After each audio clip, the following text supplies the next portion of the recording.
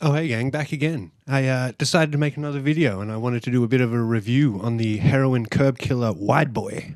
So it's a 10.75 symmetrical egg board, very similar to the original Curbkiller, which is a 10.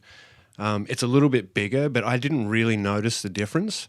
The only difference I really noticed is that I also got the Slappy Trucks Curbkiller 10-inch trucks that are kind of made to go with the board, I assume. They have the same graphics on them and everything.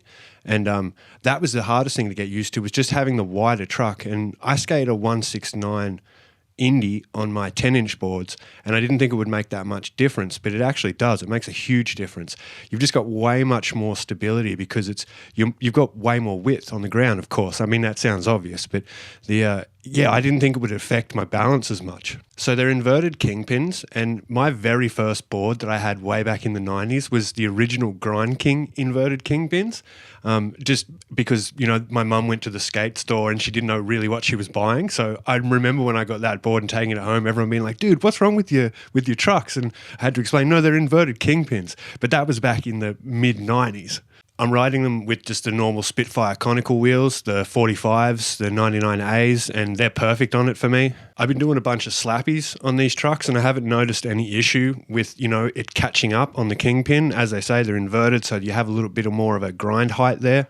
I'm a pretty stock standard indie sort of dude. In my later years, they're kind of the only trucks I've ever ridden and trusted.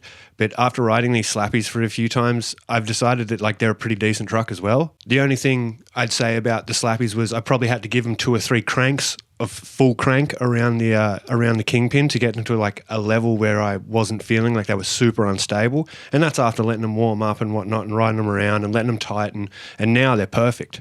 I mean, I've always loved the Curbkiller boards. It's kind of my favorite board. So when this one came out, I thought, I've got to try it. And with these trucks, it's just essentially the best setup I've ever ridden. So yeah, that's my little review on the trucks and on the board. I think they're both amazing. They're clearly made for each other.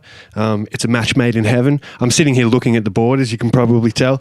It's right here. And yeah, as you can see, still in pretty good condition. I mean, I'm not doing the craziest tricks in the world or anything, so you know that. I'd highly recommend. I'm definitely going to get another one. I'm keen to try these trucks out further and further and see how far I go with them.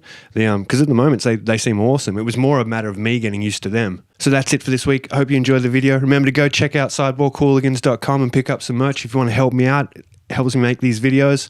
Anyway, see you guys. Peace.